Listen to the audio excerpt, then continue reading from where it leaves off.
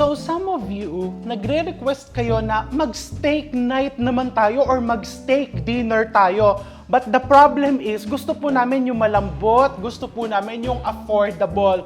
O, diba? So bago tayo pumunta dyan sa social na steak, gumawa muna tayo ngayon ng easy, affordable version ng burger steak with mushroom gravy. Napakadali pong gawin nito and restaurant style. Feeling mo talaga ay kumakain ka sa iyong favorite steak restaurant na umuusok-usok pa.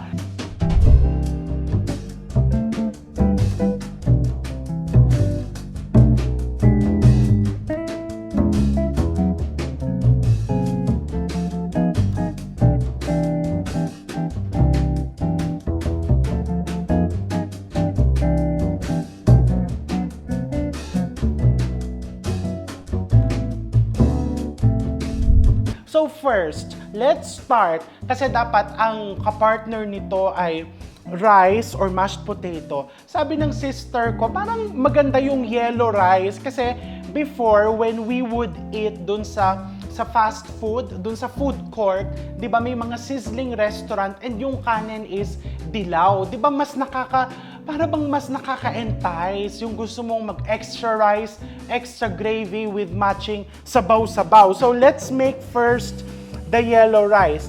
I have here 2 cups of rice or bigas, and I'm just going to put here 1 to 2 teaspoons of turmeric powder, yan yung magpapadilaw, and 1 tablespoon of banana ketchup. And then into that, you're going to put 3 cups of water. Ayan, isaing mo lang. Hindi naman kailangan pink ang iyong pagsasaingan. Okay? And then, kung pwede ka din sa rice cooker, you just put the lid and isaing natin hanggang maluto yung bigas. Next, gawin na natin yung ating burger. So, napakasimple nito. Very, very easy. I have here finely chopped white onions. Pagsasamahin mo muna yung mga recados. This is breadcrumbs, 2 tablespoons. Naglalagay tayo ng breadcrumbs. This will be the binder.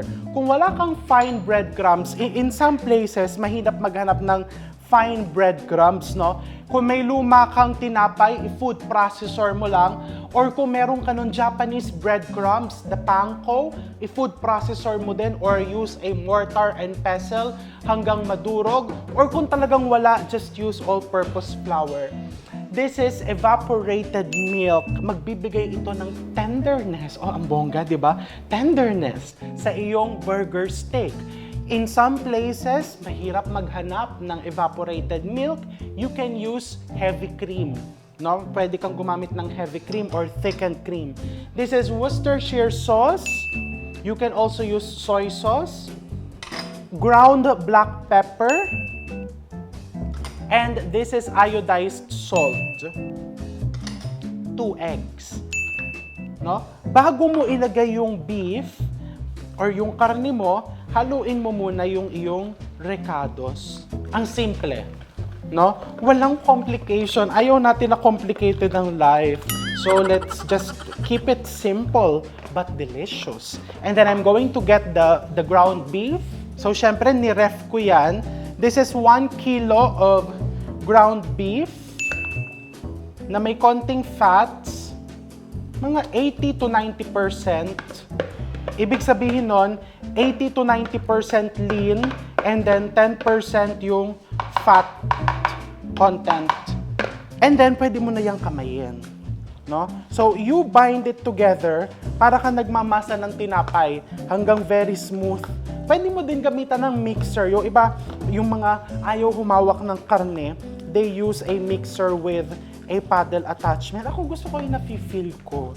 Diba? Ayan. Talagang ramdam na ramdam mo. Handmade. With love. Made with love. So, you mix it thoroughly para talagang nagbabind, hindi nagdudurog-durog yung burger steak mo habang niluluto mo mamaya. Okay, ayan. So, makikita mo once well combined na, evenly distributed na din yung iyong mga recados, amuyin mo. sarap. Ang sarap ng amoy. Amoy burger na talaga. So, you can also use this for meatballs, but itong recipe na to, dinevelop ko talaga perfect for burger steak. Pwede din namang ipanlaman mo sa tinapay, di ba? Ako lang feel ko with rice and gravy. So now, the next step is, you want to divide it into patties. Ako, I find this very useful. Ito po ay pambalot ng sandwich, no, na bibili. Kung halimbawa ay anti-plastic ka, pwede ka din gumamit ng parchment paper. No problem. Me, I enjoy using this. So, I'm just using an ice cream scooper para lang pantay-pantay. So, one scoop with konting pasobra, no? So, bibilugin mo lang and then you just put it here sa gitna, no? And then you just flatten it. I-flatten mo lang. O ayan, meron ka ng burger. O medyo hindi pantay. O, medyo bibilugin mo pa ng konti. Konting, ano pa. Okay? And then may burger steak ka na. Ngayon, I use this tool. Mas nagiging pantay kasi. You can just buy this online. Meron din sa department store niyan. We call this the burger press. Yung ba talaga tawag? Yun, nilaan ko lang yun. Burger press ba? Burger molder? O basta, i-search nyo. Papalagay ko na lang sa screen. Alam ko, burger press. And then, ipapress mo lang siyang ganyan. O, di ba? Mas professional, hindi nga napuno to. Char lang. Ulit. Ayan. O, di ba? Mas pantay-pantay. Professional talaga yung dating. Talagang para kang kumakain sa restaurant. O, di ba? Ayan. And then, pagpatong-patungin mo lang. But again, you don't have this.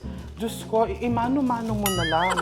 Para mas pantay-pantay, you can even use a platito. O, lagay mo dyan. Di ba? You can use a platito to flatten it. Or kung may cookie molder ka.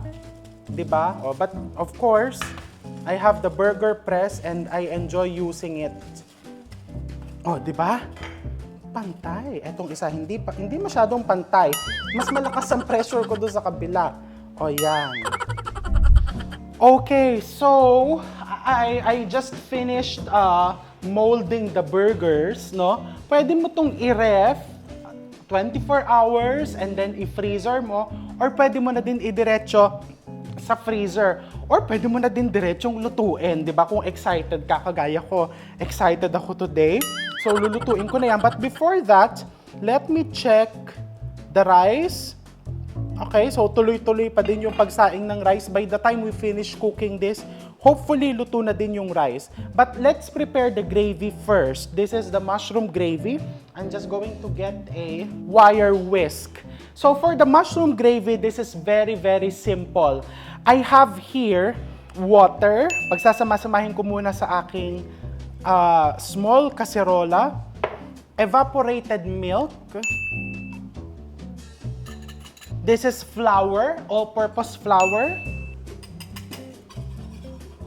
This is soy sauce. Ito yung nagpapa-brown dun sa iyong gravy.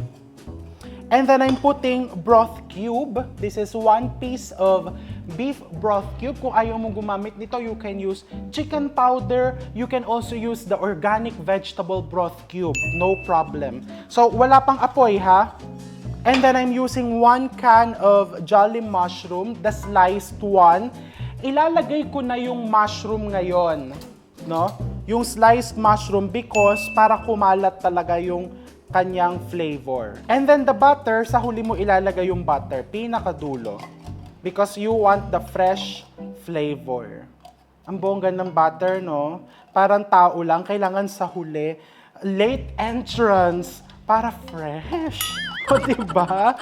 Napaka-diva ng butter. Pero totoo naman talaga ang butter kahit late mo ilagay, kahit malate siya, talagang it changes everything. Diba siya yung nagbibigay ng buhay? Totoo ha, because when I was developing this recipe, diba parang sinasabi ko, parang may kulang, yung pala nakalimutan kong lagyan ng butter. Ibang klase ang butter. Feel na feel mo talaga yung kanyang nakulang kapag wala siya. O diba, ganun yung gusto natin sa buhay, yung talagang nafe-feel mo what's missing.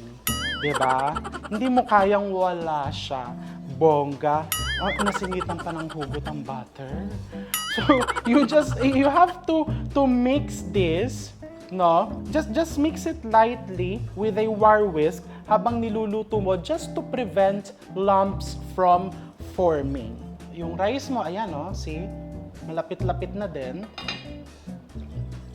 Pagka naluto yung rice, I have here butter. Ilalagay mo din to sa dulo. Okay? Para fresh. Sa dulo mo siya ilalagay. So, habang nagluluto ka nito, kung kaya mo mag-multitask, pwede ka na din magsimula magluto ng burger steak. You can use a cast iron skillet. You can also use a non-stick pan. Walang problema. Pag sizzling, dito mo na din yan isa-serve. Or maybe what I'll do, ito yung gagamitin kong pang-serve. Itong aking maliit na cast iron. And then dito ako sa malaki magluluto ng burger steak. Okay, and mag-concert na tayo. So, I'm using butter para talagang malasang-malasa into the pan. Make sure to coat the pan thoroughly first to really prevent the burger from sticking. Well, kung non-stick pa ng gamit mo, wala namang problema. Buksan natin yung ating concert paraphernalia para hindi masyadong mausok. And then, you just put the burger. Ah, diba? Professional. Uurong po talaga ng konti yan. Don't worry. If you're going to prepare another batch, you can recycle the plastic para hindi sayang. So, the cooking time for your burger is around mga 1 to 2 minutes per side. Huwag mo nang mayat-maya babalik ta rin para nagbabrown talaga and nape-prevent mo yung nadudurog. Because remember, konti ang extender nito, so talagang pure beef. No? So, let's try to flip this one. See? How nice. Ay, ayan. Hindi po sunog yan, ha? Talagang gusto ko lang yung medyo nagba-brown. O, di ba? Hindi siya basta-basta nasisira. O, di ba? Ganyan yan. Pag tama ang halo, tama ang mixture, hindi basta-bastang nasisira. Parang relasyon lang. With proper compatibility, hindi basta-basta masisira yan. O, di ba? Like the burger patty. And then look, the gravy is becoming thick. Remember, kailangan mo yung pakuluin para stable ang starch. And then I can put some black pepper sa aking gravy. Hindi naman kailangan yung ganitong nagigiling ka pa. Pwede naman yung giling na. Feel ko lang sa video. And pag nagpa-picture, di ba? Para social tignan. Char. You mix. Ayan. Kapapasosyal, baka nasusunog na to. You put it there. Do not overcook. Because there is what you call... Patayin ko nga muna yung apoy. Baka masunugan yan, kachichika. There is what we call the carry-over cooking.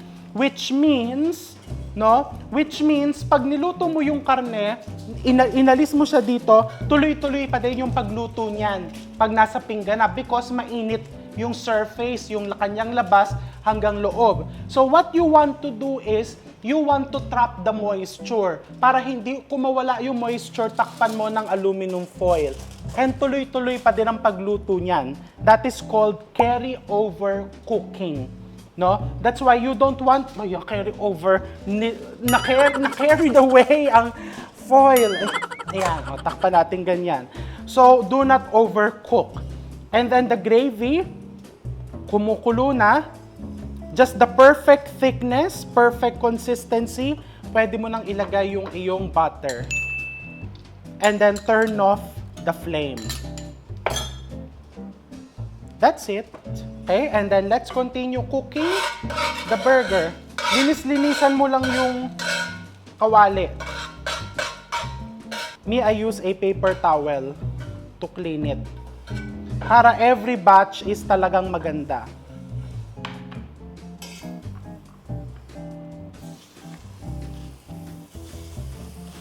Again, kung gusto mong sa burger patty with cheese, yun ang gamitin mo. Kung saan ka masaya, masaya ako ngayon with rice. And then itong burger na to, pwede kong ipasok sa ref. I-check nga natin yung rice. Ayan. So, luto na ang rice.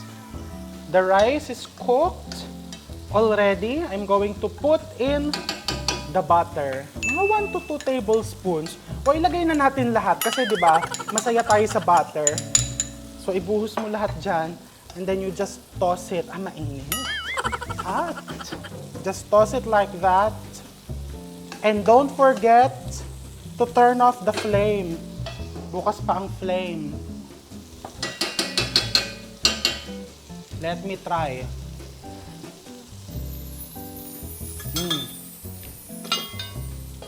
Takpan ulit. And then, going back here. Oh, di ba? Ang professional tignan, no?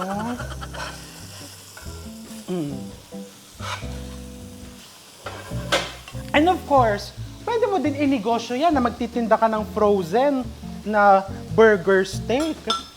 Di ba? I'll try this. Tinitikman ko talaga lahat. Kahit na yan ay na-test ko na paulit-ulit, I make sure that I taste it.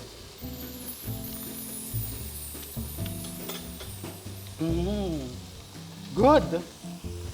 Now, we're almost done. Next is, ipe-plate na natin yan. Okay, now let's sizzle! O talaga, di ba? May sizzle dance. So, Diyos ko, nakakahiya mang aminin. Yung aking mga traditional sizzling plates, hindi na po malaman kung nasaan. So, o-order na lang po ako nun. But, for the meantime, let's use this o para mas colorful, di ba? So, first, nako, ang init-init na po dito. Lagyan mo muna ng konting butter yung sizzling pan. Basically, hindi ka na dito magluluto. Pwede naman dito magluto, katulad kanina, no? Dito ka magluto ng burger. Pero ngayon, for plating purposes na lang ako. O para kung halimbawa, dalawa lang kayong kakain, no? Dalawa talaga, no? May ka-date ka. Blue sa'yo, orange sa kanya. Dito mo na din lutuin yung burger steak para isang salangan ka na lang, di ba? Dito ka na din kakain, just be careful. So first, magsandok tayo ng kanin. Pinapainit mo lang talaga yan, luto na naman yung burger mo eh. Ako, inuuna ko yung rice. Ewan ko, for some reason, parang gusto ko yung nagtututong yung ilalim. And then, you put some vegetables. These are just carrots. Hindi ko na po niluto yung carrots ha, kasi me personally, I like it really crunchy. Pero kung gusto mo namang lutuin, ay nasa sayo yun, pwedeng igisa mo muna. And then you put your burger steak.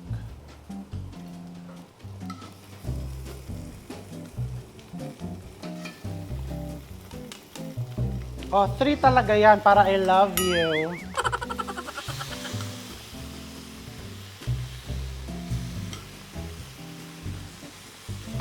Ito mga ganito, you know, what I do here is, ayan, nilalagay kong ganyan. Okay, so now, the gravy. Oh, bongga, di ba? Ang sosyal.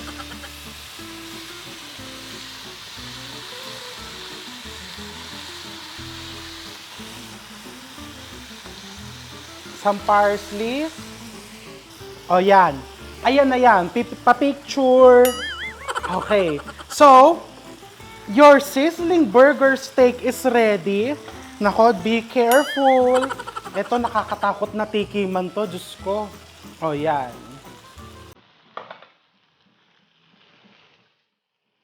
O syempre, no, tikman na natin. Although nakakatakot, baka mapaso ako. O, nako. Sige, let's try this.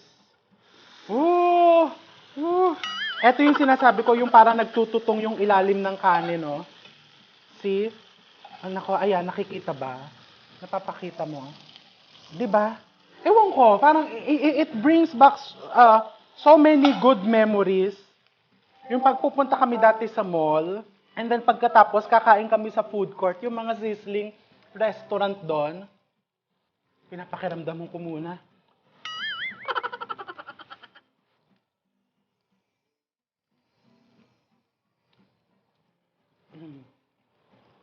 So good. You will see how tender the burger steak is. Ayan, oh. And ang tumulong talaga sa kanya magpalambot is the milk. Ayan, oh, umuusok-usok. Kain, pawis na po ako. Okay lang yan.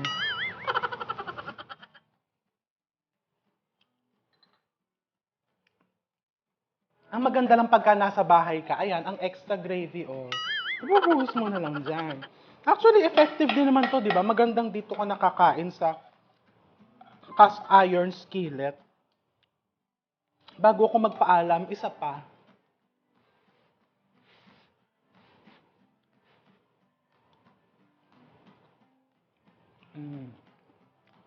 So good.